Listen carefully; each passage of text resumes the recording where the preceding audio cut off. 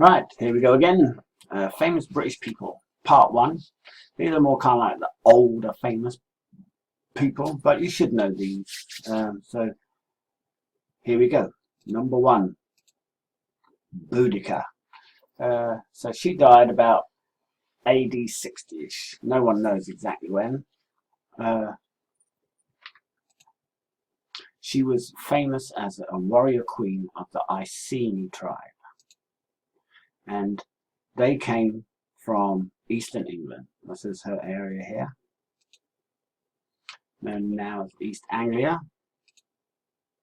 And no one knows what she looks like, but here's a statue in London with her daughters, a warrior. She's famous really as having fought the Romans who had arrived in Britain in AD 43. That was the second time. So they'd come earlier and then left. And the Romans eventually defeated her, and she was killed or committed suicide. No one's sure. So there's the first, Boudicca. Next we come to King Alfred the Great in the 9th century. Again, no one knows what he looks like, but he was a warrior. And his area was Wessex. These are all little kingdoms in England, and they're all separate leaders. And what King Alfred's famous for is he became king of Wessex. That's his first thing. And all over the coast, the Vikings and the Danes attacked the English. And he helped defeat them. And after he beat the Vikings, he began to join these kingdoms together. So he started attacking them and having wars and doing what kings in that time did. So he brought them all together, and he called himself the king of the Anglo-Saxons. The Angles and the Saxons had come over from Germany and started populating these areas. So this really, when he started joining these kingdoms together, this is the start of England.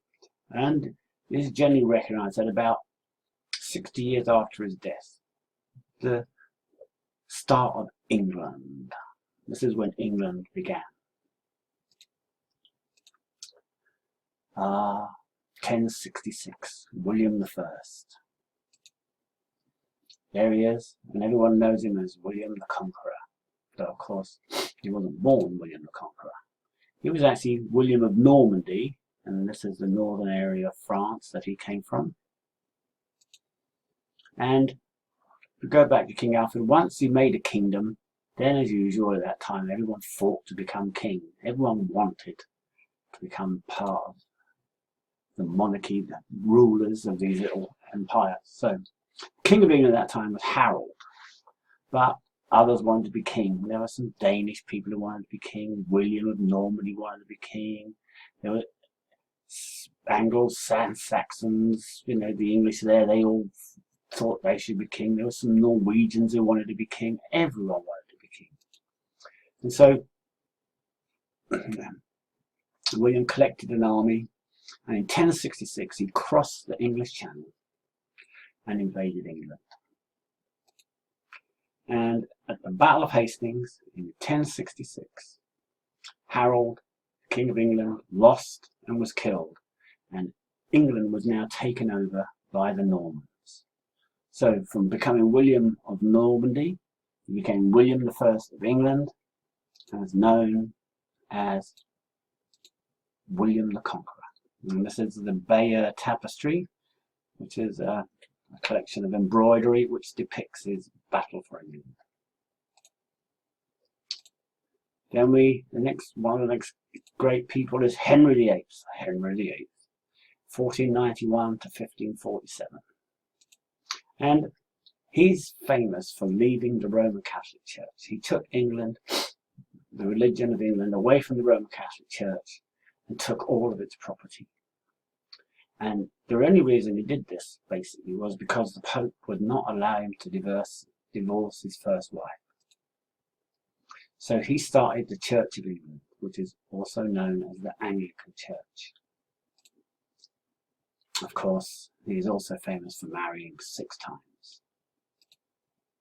Catherine of Aragon, who was Spanish, his first wife, he divorced. Anne Boleyn, English, his second wife, he had beheaded. And Jane Seymour, his third wife, she died. Then he married a German lady, Anne of Cleves, and not happy with her, he divorced her. He then married another English lady, Catherine Howard, and he had her beheaded. And finally, he married Catherine Parr, also English, and she survived, so she was his widow. And he was followed after Edward and Mary. The next important queen was Elizabeth I, from 1533 to 1603. And she never married, so single lady, no children. And she was the Queen of England for 44 years. So this gave a lot of stability to the country. And her time was known as the Elizabethan era. Era is a period of time. And she became popular really after the defeat of the Spanish Armada in 1588. The Spanish and the English were at war with each other, and the Spanish came to invade England with the Armada, which is a big group of ships and soldiers, and they were defeated. So obviously everyone was pleased with Elizabeth for doing this. And one of the things about her period was that drama became popular, and so you have playwrights like William Shakespeare and Christopher Marlowe. And the other thing was English adventurers, people who sought adventure, like Francis Drake. They travelled the oceans of the world, and the English ships were a big force on the world seas. There's William Shakespeare. Don't know why the picture came first. So he's 1564 to 1660, so lived most of his life in the Elizabethan era. And he's a famous English poet and playwright. A playwright is a writer of plays. Notice the different rights, right and right. And he is seen as the greatest writer in the English language. He's in many famous plays, including Hamlet, Macbeth, and the love story Romeo and Juliet. Ah, what light through yonder window breaks. When he was alive, English was not written and spoken with the rules we use today. So they had lots of different rules, and they didn't really speak the same, but they definitely didn't write it all in the same way. But his writing helped shape those rules, the rules that we use today. They began to become one group in this period. So he also is an inventor of words. In a pickle, if you're in a bit of a problem, you're in a pickle. That's where it first was used by William. Heart of gold. He's a treasure, and he's got heart of gold. In other words, he looks after other people's heart is of gold. Gloomy. That's another one of his words. So if the weather's gloomy or you're feeling gloomy, then here's the man you must thank. The wild goose chase. In other words, to go after something and everyone knows that you're not going to make it. It's just a wild goose chase. And gossip. Beloved of everyone. Nice gossip. Another very famous man of the Elizabethan era, 1540 to 1596, is Sir Francis Drake. There he is, hand on the globe that he went round. He was an English sea captain, navigator, privateer, and politician of the Elizabethan era. Privateer is a kind of pirate. They kind of like roam the seas looking to capture other ships, and their cargo, mainly gold and so, is what they look for. Many of these ships were Spanish. They were really pirates, but they were given permission to do so by Queen Elizabeth. So they weren't seen as criminals. Between 1577 and 1580, Drake circumnavigated the world. He went all the way around the world. Circle, navigate, direct yourself around the world. He was the second person to do so, after Francis Magellan. And in 1588 he helped defeat the Spanish Armada, a large fleet of ships from Spain which had intended to invade England. Now we have Oliver Cromwell, moving forward to 1599 to 1658. Oliver Cromwell, with his famous warts. He's got warts. And he was a soldier and a political leader, and he led the Roundheads from Parliament in the English Civil War between 1642 and 1649.